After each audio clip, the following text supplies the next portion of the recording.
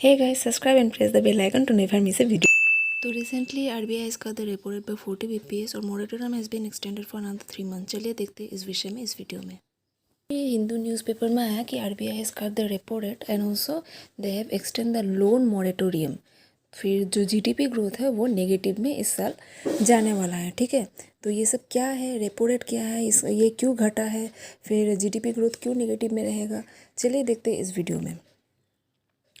तो मार्च में जब गवर्नमेंट ने ये अनाउंस किया था प्रधानमंत्री गरीब कल्याण योजना, तो आरबीआई मॉनेटरी पॉलिसी कमेटी जो है उन्होंने भी कुछ मेजर्स लाए हैं to deal with the economic fall out of the country. ठीक है, तो कोविड वायरस के लिए जो भी इकोनॉमिक फॉल आउट है उसे कॉप अप करने के लिए आरबीआई मॉनेटरी पॉलिसी ने कुछ रिफॉर्म्स लाए हैं।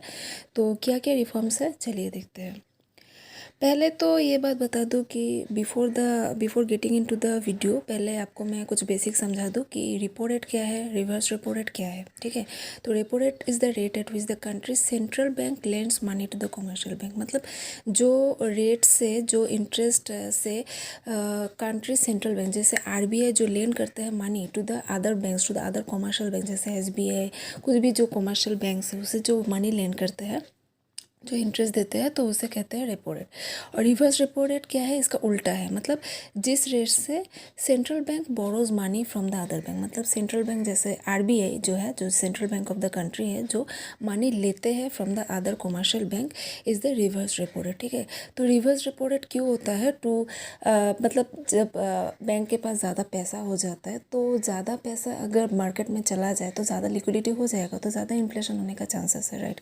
तो इसे कम करने के लिए, इसे कंट्रोल में लाने के लिए ये रिवर्स रेपो रेट जो ज़्यादा सप्लाई ऑफ मनी है वो आरबीआई अपने पास रख लेते हैं। ठीक है, और रेपो रेट क्या है, जब country central bank lends money to the commercial bank, जब मनी देते हैं। ठीक है, तो ये क्या करते हैं, to revive growth and promoting the bank to lend more money. जब आरबीआई दूसरे बैंक को मदद करते हैं तभी ना कि दूसरे जो कमर्शियल बैंक्स है वो लोगों को पैसा दे सकेंगे, to give them loans, right. तो इसे कहते हैं repo rate and reverse repo rate. ठीक है, तो what is monetary policy committee. मैंने आपको पहले ही बताया कि मॉनेटरी पॉलिसी ने कुछ रिफॉर्म्स लाए हैं, तो पहले जान लेते हैं कि मॉनेटरी पॉलिसी कमेटी क्या है। तो monetary policy committee is responsible for deciding the interest rate, जो भी इंटरेस्ट रेट है, जो घटेगा, कितना घटेगा, क्या नहीं होगा इन द कंट्री, ये सब डिसाइड करने के लिए मॉनेटरी पॉलिसी कमेटी रहता है कंट्री में। ठीक है, the committee was created in 2016 में ये क्रिएट किया गया था ट्रांसपेरेंसी और अकाउंटेबिलिटी करने के लिए। Transparency accountability in fixing the India's interest policy. ठीक है, तो इंटरेस्ट ये सब मॉनेटरी पॉलिसी को और ट्रांसपेरेबल बनाने के लिए ये मॉनेटरी पॉलिसी क्रिएट किया गया था। तो इसके चेयरमैन है गवर्नर ऑफ आरबीआई। ठीक है, शक्तिकांता दास जो है वो है अब इसके chairman and x officer of the committee. तो कमेटी कॉम्प्राइजेज ऑफ 6 मेंबर, यहाँ पे 6 मेंबर कमेटी है, 3 ऑफिशियल्स फ्रॉम आरबीआई, तो आरबीआई के 3 ऑफिशियल्स है और 3 एक्सटर्नल मेंबर्स जो कि नॉमिनेट किया जाता है from the government of India. ठीक है, the meetings are held at least 4 times at least किया जाता है और अदरवाइज 2 टाइम्स। ठीक है, टू मेंटेन 4% एनुअल इन्फ्लेशन। देखिए इन्फ्लेशन किस किस के अंदर रहना चाहिए, बिटवीन 2 to 6। ठीक है, एंड 4 इज़ द एवरेज, तो 4% रहने का सब यही चांसेस करते हैं कि 4% एनुअल इन्फ्लेशन रहे कंट्री का। ठीक है, तो cuts in repo rate and reverse repo rate, तो बहुत बार ये पिछले मार्च में भी शायद रेपो रेट कट हुआ था, फिर से ये रिसेंटली 23 मई को फिर से रेपो रेट कट हुआ है। Earlier in March the repo rate has been cut by 75 BPS, 75 BPS में 0.75, दैट इज़ फ्रॉम 5.15, जो 5.15 था, फ्रॉम 5.15 से 4.4% हो चुका था। At the same time, reverse repo rate has also been cut by 90 bps from 4.9 to 4%. ठीक है, recently the monetary policy committee voted for 5:1, मतलब 5:1 के कुछ कमेटी थे, तो इसमें से 5 लोगों ने वोट किया मतलब 5 लोगों ने वोट किया to in favour of the cut, and 1 person ने क्या किया, उन्होंने ये फेवर नहीं किया टू कट। ठीक है, तो RBI slashed benchmark lending rate by 40 BPS, तो इस बार 40 बीपीएस से कट किया गया है, दैट इज़ फ्रॉम 4.40% टू 4%। ठीक है, मतलब 0.4 से कट किया गया है। तो reverse repo rate has been cut to 3.35%। ठीक है, तो ये परसेंट याद रख लीजिए। Repo rate has been cut from 4.4% to 4% और रिवर्स रेपो रेट टू 3.35%। ठीक है, next, RBI announcement to convert moratorium interest payment to term loan. ठीक है, तो moratorium interest payment to term loan से ये कन्वर्ट किया गया है। ये क्यों किया गया है? ताकि जो एनपीए के जो नॉन परफॉर्मिंग एसेट्स है उनका मात्रा कम हो सके फॉर द नेक्स्ट 12 मंथ्स, ताकि जो स्ट्रेस्ड लोग हैं, जो कि जिनका इनकम नहीं हो रहा है, वो इजीली लोन ले सके लोगों से, इजीली लोन ले सके बैंक से, और उन्हें एनपीए का वो अकाउंट एनपीए ना हो सके। ठीक है, तो हम लोग ये जान लेते हैं कि मोरेटोरियम क्या है और ये टर्म लोन क्या है। ठीक है, तो what is moratorium? Moratorium is not a loan waiver. मतलब ये ऐसा नहीं है कि आपने लोन लिया फिर आपको रिटर्न करना ही नहीं है, ऐसा नहीं है, आपको करना है, लेकिन यहाँ पे गवर्नमेंट ने कुछ छूट दिया है। मतलब 3 मंथ पहले था टिल May 31 था, लेकिन अब और एक्सटेंड कर दिया है टिल अगस्त। ठीक है, फ्रॉम जून टू अगस्त ये और 3 मंथ्स के लिए एक्सटेंड कर दिया है। ठीक है, to repay the loan without their accounts being labelled as non performing assets. तो नॉन परफॉर्मिंग एसेट्स क्या है? जब 3 मंथ्स के लिए अगर आप अपना लोन पे नहीं करते तो आपका अकाउंट नॉन परफॉर्मिंग एसेट के हिसाब से ये किया जाता है फ्रॉम द बैंक। ठीक है, तो RBI has also allowed banks to defer payment of equated monthly instalment on home cars as well as credit cards for another 3 month, that is from June to August 31। ठीक है, तो ये सब करने के हिसाब से तो बैंक में क्या इम्पैक्ट पड़ेगा?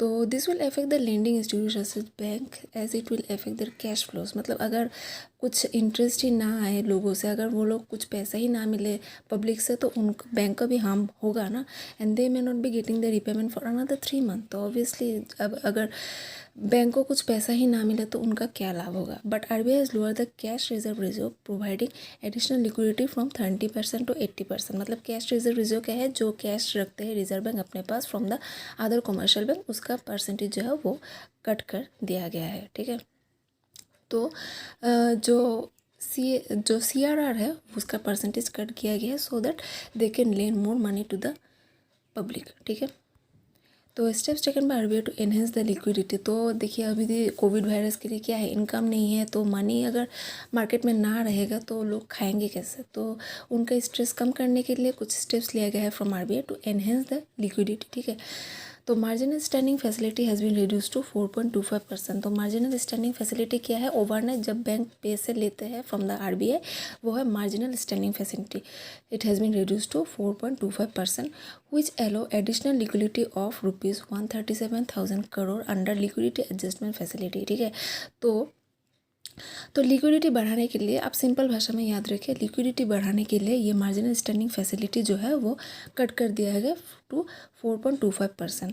Targeted long term repo operation of 1050 crore for phase deployment investment grade corporate bond. ठीक है, तो targeted long term repo operations has been deployed। ठीक है, announcement of opening a special liquidity facility 50,000 crore for mutual funds to alleviate intensified liquidity pressures. ठीक है, तो announcement of special liquidity facility, तो ये भी एक जो मनी बोरो करता है banks from the RBI for the mutual funds. तो ठीक है, तो ये है स्पेशल लिक्विडिटी फैसिलिटी जो कि 50,000 करोड़ किया गया है for liquidity pressure to elevate to intensify the liquidity pressure. ठीक है, तो देखिए अगर ऐसा मनी इतनी इजीली सबको दे जा रहा है तो आपको नहीं लगता कि इन्फ्लेशन होने का चांसेस है? ऑब्वियसली चांसेस बहुत है, लेकिन अभी गवर्नमेंट जो है ये इन्फ्लेशन के बारे में सोच नहीं रहा है। तब main concern is about the people their health. Okay, तो अगर उनका जो स्ट्रेस है अभी रिगार्डिंग द कोविड वायरस, उनके पास मनी नहीं, उनके पास इनकम नहीं है, तो इससे दूर करने के लिए पहला अभी उनका यही कंसर्न है इन्फ्लेशन के बारे में अभी इतना टेंशन नहीं ले रहे। ठीक है, तो inflation outlook is highly uncertain due to the outbreak of कोविड-19 पेंडेमिक।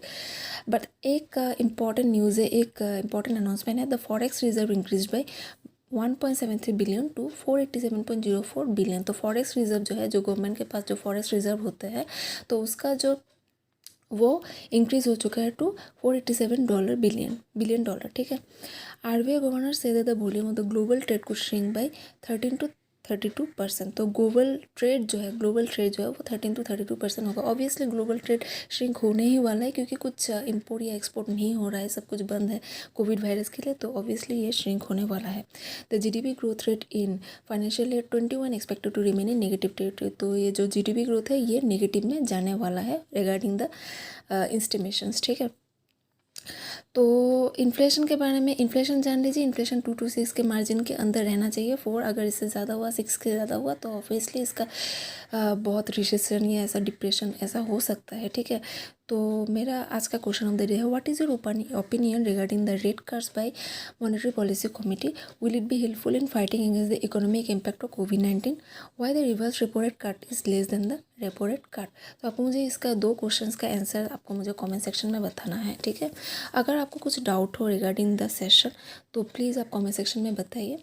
एंड अगर आपको ये वीडियो पसंद आए तो please like share and subscribe कीजिए with your friends. Thank you.